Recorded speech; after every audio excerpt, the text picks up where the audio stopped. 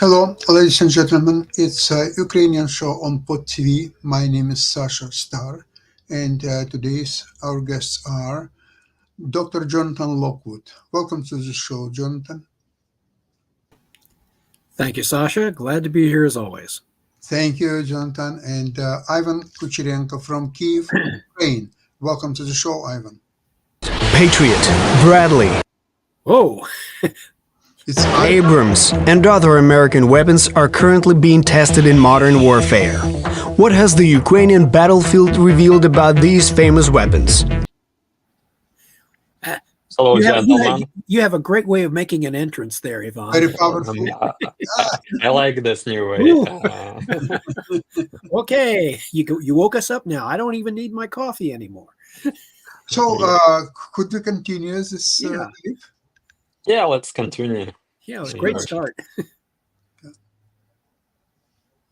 Let's play the movie.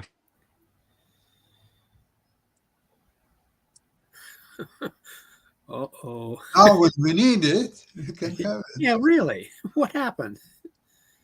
Yeah, okay. Well, in any case. Well, we are now. Began providing Ukraine with aid almost immediately after the start of the hybrid war in 2014. Initially, it was non-lethal aid, but in 2018, Americans agreed to sell the famous Javelins. After the beginning of the full-scale war in 2022, this anti-tank guided missile, ATGM, became one of the symbols of Ukrainian resistance. Over the last 2.5 years, the US has provided Kyiv with $175 billion in aid. However, the aid mechanism was designed not to harm American defense. Much of this money remained in the US as the Pentagon replenished its arsenal after every delivery to Ukraine. As a result, US officials have repeatedly noted that American companies benefit from aid to Ukraine. For instance, RTX, which produces the Patriot air defense system, has already opened a new branch in Arizona, and General Dynamics, which manufactures 155mm shells, has done so in Pennsylvania. Meanwhile, Lockheed Martin received an $861 million contract to produce HIMARS. No surprise, considering that HIMARS has become one of the headliners of this war, to an extent when Ukrainians affectionately and respectfully refer to it as Mr. HIMARS on social media. And here's why. HIMARS M142, short for High Mobility Artillery Rocket System, was introduced into Ukraine's arsenal in the summer of 2022. Almost immediately, a significant portion of Russian ammunition depots and frontline headquarters fell within the strike range. The most common ammunition is GMLRS rockets of 227mm caliber, with a range of 15 to 84 kilometers. In the fall of 2023, Ukraine also received ATACMS with a strike range of up to 300 kilometers. HIMARS primarily operates at night, entering targets' coordinates and firing takes less than a minute. After the launch, the vehicles immediately leave their positions. By the way, how's the situation with missile defense systems? The number of Patriots different countries have provided to Ukraine is not officially disclosed. However, even a few systems have already demonstrated their power against the most advanced Russian missiles, saving civilian lives almost daily. By the end of 2023, it was reported that Patriots had already intercepted 15 Kinzhals, missiles that Putin had once called impossible to shoot down. Очень хороший результат. The Norwegian-American Advanced Surface-to-Air Missile System, NASAMS, also performs well. It's the same system that protects the White House. On this war front, it has become even more effective. After combat use, Ukrainian operators suggested several design improvements, which the manufacturer implemented. Additionally, they figured out how to reload the system much faster than it was done before. Now Ukrainians managed to reload the system amidst a missile attack and fire another round. Another American veteran showed itself from an unexpected side at war in Ukraine. The famous Bradley Infantry Fighting Vehicle, IFV, was often called a battle taxi in previous conflicts. Its primary task was to transport infantry to the front line. However, Ukrainian operators have praised its high-quality optics, precise gun, and strong armor protection. In Ukraine, Bradley serves as a battle taxi, an armored observation post, a recovery vehicle, a breakthrough vehicle, and sometimes even as an artillery gun. Together with Bradley, the M1 Abrams main battle tanks entered service with the 47th Brigade. Both vehicles are equipped with the Abrams Reactive Armor Tile (ARAT) system. However, some areas around the turret sides and the entire upper hemisphere remained vulnerable to enemy drones, a new type of weaponry Abrams had not encountered before. As a result, Ukrainian crews upgraded them with the domestic Contact 1 protection kit. Another potential headliner weapon of the war in Ukraine could be aviation. The main intelligence directorate, GER, has shown that they used the legendary Black Hawk helicopters in their raids. Incidentally, Igor Sikorsky, the founder of Sikorsky, who developed the Black Hawk, was born in Kiev, so now his company's creation is defending his historical homeland. The legendary F-16s have also appeared in the Ukrainian skies. However, the US has not yet delivered any. Ukrainians have just begun flying the fighter jets provided by European countries. But judging by how Ukrainians use other weapons, they will certainly find a way to use the F-16s effectively and painfully to the enemy.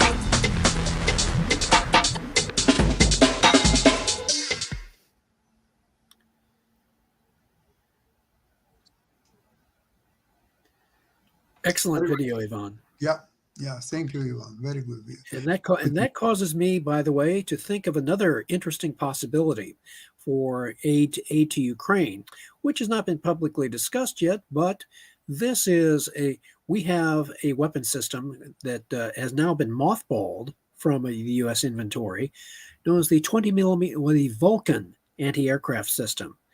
Vulcan was a very good anti-aircraft system. Somewhat similar to the Soviet ZSU-23-4, designed for low-altitude air defense, and the Vulcan fires 20 millimeter shells and rapid fire. Had two rates of fire: 1,000 rounds per minute and 3,000 rounds per minute, which is extremely. And I had the privilege when I was a cadet in ROTC Advanced Camp a number of decades ago.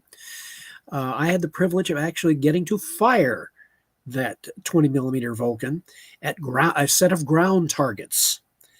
Oh my! You fire something like that, it's like a giant sickle of death sweeping across the battlefield.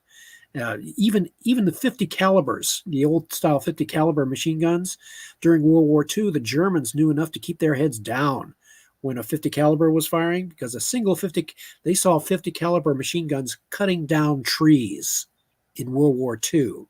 A Vulcan does it even better.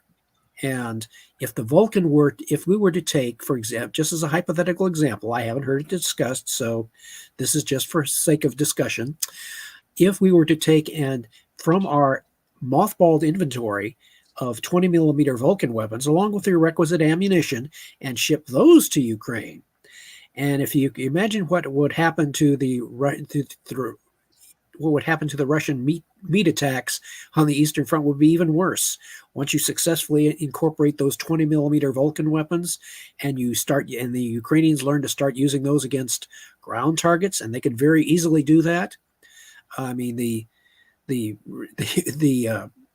Russian casualties would become even more catastrophic.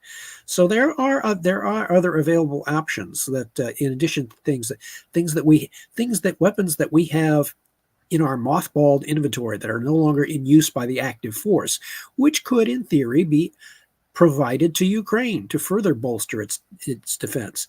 And given the fact that the Russians insist on continuing these so-called meat attacks with trying to overwhelm with numbers, well, then you answer it with a system that is designed to take advantage of that, which in this case I would recommend would be the 20 millimeter Vulcan system. Well, Jonathan, we will appreciate all weapons so that United Exactly. States Exactly. have I mean, in their arsenal and because doesn't use. And the thing is, because the Ukrainians have demonstrated time and again that no matter what weapons we provide them, the Ukrainians always find, as your video demonstrated, that the Ukrainians always find a way to improve on it and use it in ways which we never anticipated. Even the Patriots that we provided, the Ukrainians found a way to make them operate even better and a superior rate of intercept. Close to what, as I read, close to 100% interception rate, which is why, again, I keep recommending us, and we are very close.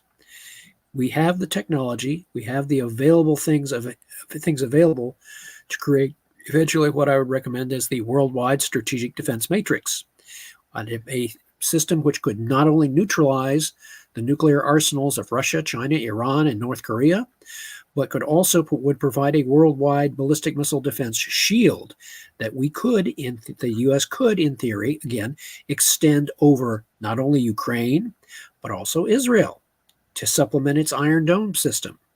So there are a number of strategic options which a number of people are not fully thinking it through yet, but there are choices. There are good choices available. And so this is the success of, as a matter of fact, the latest reports I've read on the casualties that the Russians are continuing to experience. They're still experiencing better than 1,300 killed a day. And with their ongoing offensives, it's not letting up. But the quality of the Russian forces is not going to go up. They're going to continue to use conscripts, and it's just going to be that much more of a meat grinder. So right now, it's things seem to be balanced on a knife edge, where as we come up to the presidential election, which many people think is going to be a political center of gravity, a political decisive point, and I still insist that Ukraine has it within its ability to inflict another type of decisive counterstroke. And I saw an article which calls Ukraine's offensive into Kursk, comparing it to the Confederate attempt at Gettysburg.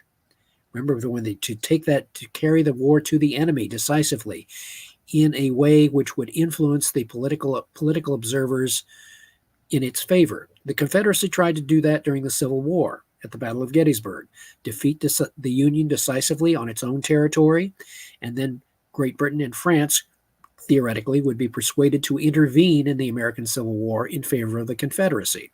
That attempt failed because the Union General Meade did what Lincoln was telling him to do. He wasn't asking him to win the Battle of Gettysburg. He said, just don't lose it. Interestingly enough, I heard just today before our program a clip on YouTube it was interview of Roman Svitan. Ivan, you probably know very well. And what he is saying is that there are 2 or even 3 more points where Ukrainian army is penetrating the same Kursk region, but from different directions. So it appears to me that I don't understand. I was thinking why Russia is continuing this war, because it exposes the weakness of Russian army. Furthermore, it provides almost a show of strength of Ukrainian army and Western and particularly American arms. And it's coming to the point that maybe Russians thought that these weapons are not so dangerous, and they wanted to even expose the weakness of American weapons. But the opposite is happening, actually. And it's coming to the point that maybe maybe Russians are helping Americans to sort of exercise their weaponry, especially new weaponry, and maybe great advertising. Yeah, and maybe Maybe Americans should ask Russians, okay, what else would you like us to try on you? Which would you prefer? Which weapon? But wait, there's more. Tomahawk. We need Tomahawk missiles. Russians, would Oh, you like yeah. to have some tomahawks? We will send you some. Get ready. That's a really incredible Oh, situation. I never it's, seen. it's looking like one great big arms show. Yeah, yeah. And also, what Svitan said that the Russians in this new directions of advance of the Ukrainian army, there is almost no resistance from Russians. They are in drones. They're coming into. They'll just give up and just going to Ukrainians to feed them and to take care of them or so on. It's probably much better way than to resist and be killed in next 3.5 minutes. So maybe that's what Russians have in their mind, and especially with the lost, Jonathan, as you said, is what 1,300 a day. It's They still maintaining that casualty rate. It's just unbelievable. Yeah, but they cannot mobilize so many new people. Never mind these new people; they're not a great help because they're not trained. They don't know really. They're sooner or later going to reach their own culminating point where they have completely exhausted their offensive potential. And we'll be able to see it once that happens. And then Ukraine will have as its option, okay, where do we throw our decisive counterpunch? Is this the moment where we, for example, see, because you mentioned that Zelensky we've mobilized an additional 13 brigades.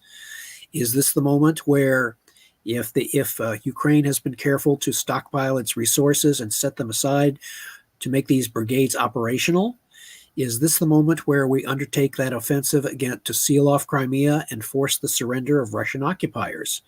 Because then that would become an even more visible and decisive offensive counterstroke, hopefully before the American election, so that this kind of forces the issue and presents a fait accompli to both the U.S. and its Western allies. There is that possibility. I think the biggest enemy of Russian army is its generals who are sending people in this mid-ground there. It's probably It's mind-boggling. Absolutely. What is interesting, you've probably seen these news about Russian strategic ammunition warehouses being destroyed by Ukrainian strikes, and those major explosions like from the nuke weapons, because the number of ammunition which was stored is incredible, like 30,000 tons of ammunition, which is enough for Russia to for 3 or 4 months of their offensive campaign.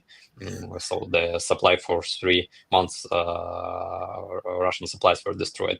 But what is remarkable that one of those strategic warehouses was built by the deputy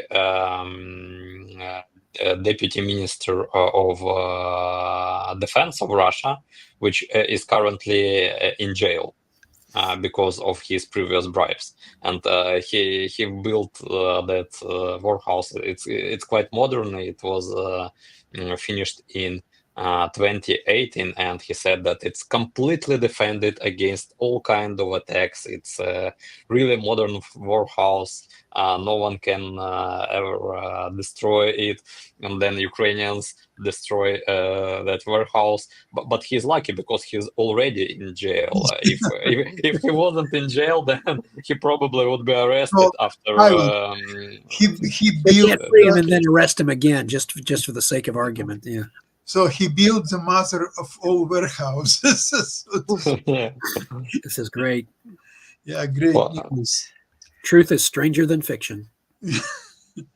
Yeah, I mean, we learned a lot about Russia and Russians in this war. It's so pathetic that it's almost. Well, if it weren't for all the casualties, it would be funny.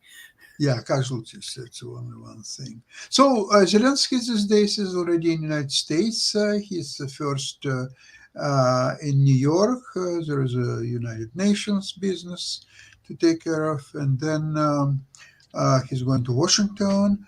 Now, in United Nations, I flipped through my normal sources, and I have discovered a very interesting thing that in Russia, Peskov and Putin and all this, probably Lavrov, they're all discussing and they're very upset about that somebody proposed the Russia to be kicked out of United Nations. And I couldn't find further sources of it, but Jonathan, I don't believe that such mechanism exists, but maybe I'm wrong. I'm not aware of any mechanism that would enable us to kick Russia out of the United Nations, especially since the way it was originally set up, they're part of the Security Council. And kicking, because again, it just doesn't make sense that they would be able to do that. So, but right now it's immaterial because the UN really doesn't have a military force worthy of the name that could compel any sort of action on the part of any of its members. There is no UN army, really, unless you wanted to count, for example, the one of the rare examples was when the United States called upon UN support to assist in the defense of South Korea during the Korean War. You had UN members contributed troops to the defense of South Korea, but that was not a UN army per se. Those were individual UN members who are allied with the United States who, wanting to gain the favor of the United States, willingly contributed troops. Symbolic. It was more symbolic than real. Yeah, but it was still under the auspices of United Nations, right? Even if they didn't have their own army, and but it was very different organization then than there is today. Because today, if you will offer United Nations under its auspices to create international force to defend Ukraine against Russian aggression, I think it wouldn't be a very optimistic situation for Ukraine in this respect, unfortunately. But we'll see. This Zelensky's trip would be very interesting. I think today is still United Nations, and tomorrow it's in Washington meetings with Biden, Harris, and possibly Trump as well. So that will be very interesting how it will be played. It will be very interesting to see political commentaries from all sources, of course. Ivan, what's your opinion about this trip? And what you expect? I hope that it will strengthen the support for Ukraine, and at least we will receive the clearance to use Western long-range weapons to strike deep inside Russian territory, because you've seen that we can effectively destroy their military objects using the Ukrainian weapons, but with the Western weapons, we can do it more effectively. When in 2020,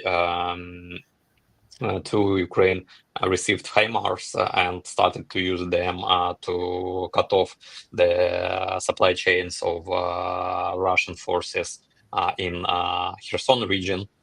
They had to completely rebuild their logistics, and it was a big problem for them if Ukraine will receive the clearance to use their long-range weapons and strike on Russian territory too, and we will destroy all their military objects, and we will make the logistics for them even more difficult, and it may become one of the reasons why it will be not acceptable for them actually to continue this war, because they will not be able to do it in a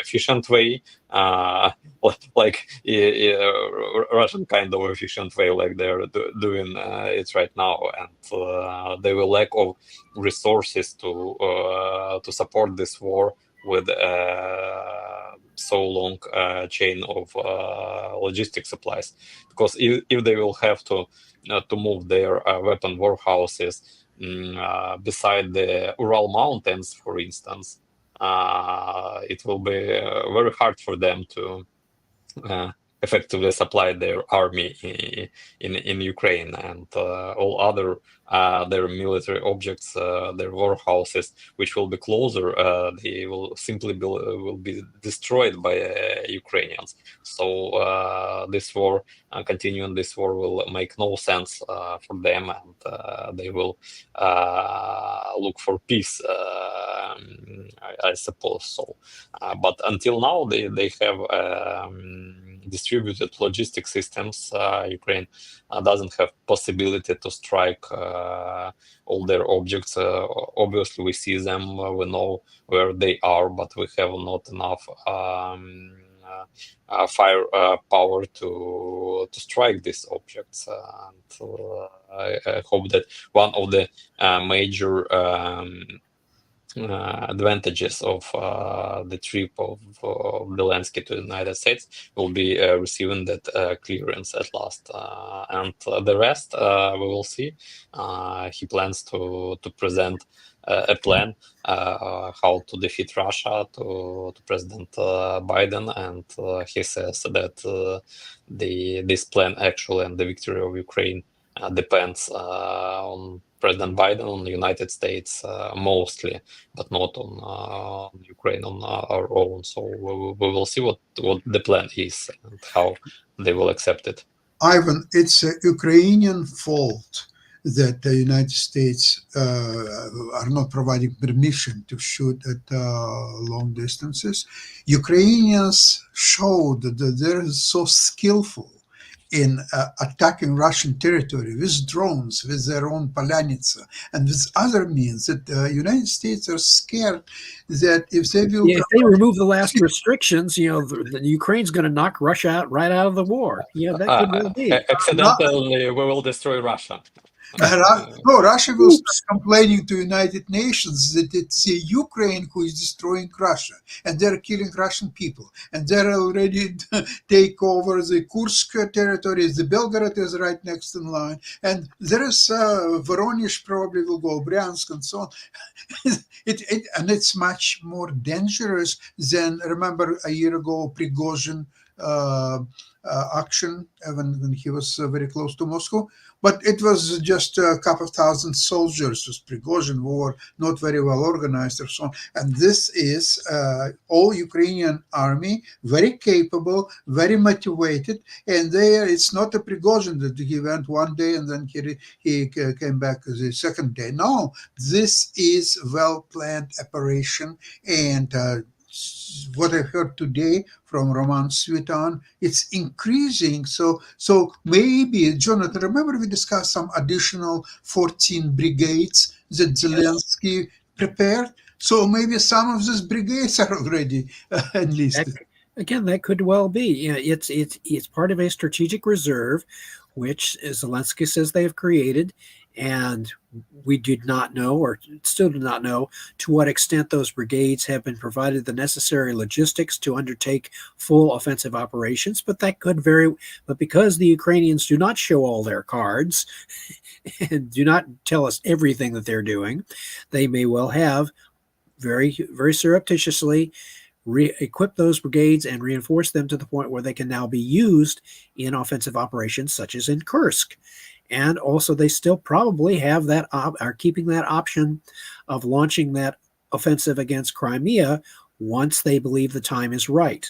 And if the United States if Zelensky gets the permission from the United States to undertake those deep strikes against targets in Russia with all available systems, then that will be the last restraint, and Ukraine could very well effectively operationally defeat Russia, much to the surprise of the rest of the world, including the Russians.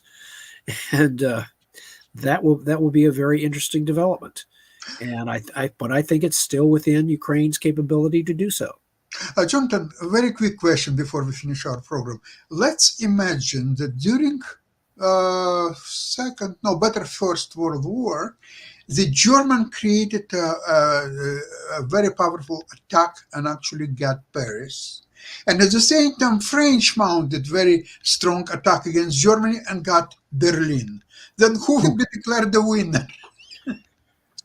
Oh, well, What's you're happening now in Ukraine? yeah, that would have been interesting. During the First World War, the only thing that could have been theoretically possible is if, because you saw flashes of it. You saw certain technological developments that showed promise during the First World War, such as when the British first employed tanks at Cambrai in 1916. Right. It almost achieved a breakthrough. The problem then was the tanks were so mechanically unreliable they kept breaking down. So the British really could not effectively exploit any type of temporary breakthrough. Same thing happened with the Germans in their 1918 Kaiserschlacht offensive, when they successfully used infiltration tactics to achieve breakthroughs and bypass strong points. And in doing so, they were able to achieve some advances. They had to be they were defeated at the Second Battle of the Marne, but the reason the Germans couldn't use, because infiltration tactics by themselves were simply not enough. Now, had the Germans been able to successfully integrate during World War I infiltration tactics with the airplane, with tanks, and radio communications, and develop a sort of a prototype form of blitzkrieg, yes, that could have been decisive, and the Germans would have wound up in Paris. But that simply was not possible during the First World War. The Germans did not have the strategic flexibility or the impetus to develop that kind of doctrine during the First World War. It took their defeat in the First World War for them to seriously look at these technological developments and how to combine them most effectively. So, this is while the scenario you suggest is an interesting one, it was not realistically within their capability. But let me ask you this, Jonathan. Why Ukrainian soldiers, who most of them speak perfect Russian, why they cannot infiltrate Russian army? Ivan, what do you think? I think that it's already being done. That may well be the case. We don't know this, but it could well be the case. You can't discount anything in this war so far. Because we've seen a lot of cases when Russian soldiers, Russian officers were not happy with this war. They've contacted the Ukrainian intelligence and offered their services and transferred some secret data. One Russian pilot even stole the helicopter and transferred it to Ukraine. You've heard about this story, and Russian army is already infiltrated because this war is good only for Putin, only for his close fellows and those Russian oligarchs and generals who can earn very big money on this war. Also, it's good for regular Russians who can go to this war and earn money, but for some Russians, hopefully, this war is terrible because they understand that when this war will be finished, they will have to pay for it, pay all their debts, and the longer this war is going. The more and more Russia destroys Ukrainian cities, kills Ukrainian civilians, kills Ukrainian soldiers, then more and more Russia will have to pay for this war in future.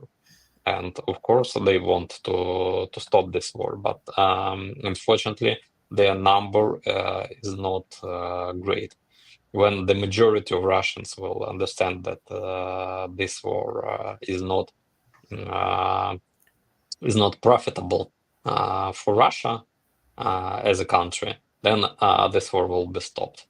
Until the majority of Russians consider that this war is profitable for their own, because they can in personal get something from this war, like money, like some power, like a new washing machine which they can install in Ukraine, and all that stuff. Then this war will continue. Ivan, this washing machine, they were taken out in 2022 and it's almost 2025, so they're getting old. Maybe Russians need to get some Need new models? new models.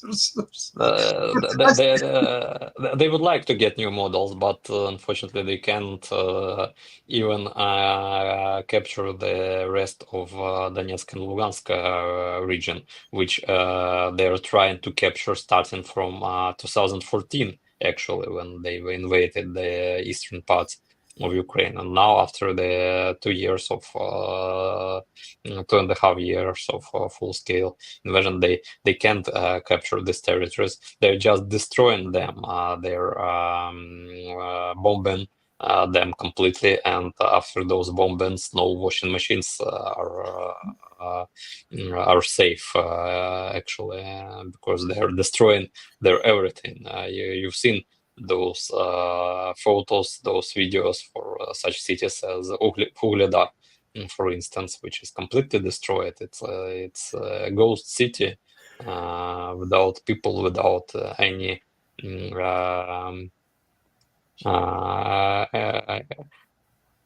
any building in a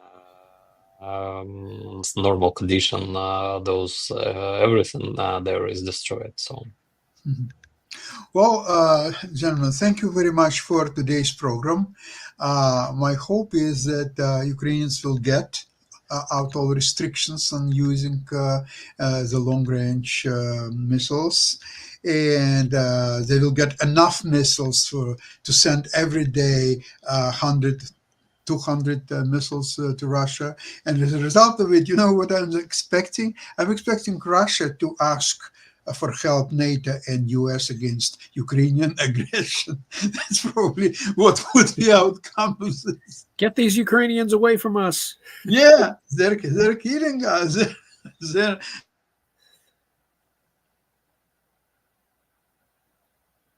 Okay. Oh, absolutely so much Oh. again. See you on Friday. Same place, same time. Bye-bye, everybody. thank you. Bye. Bye-bye.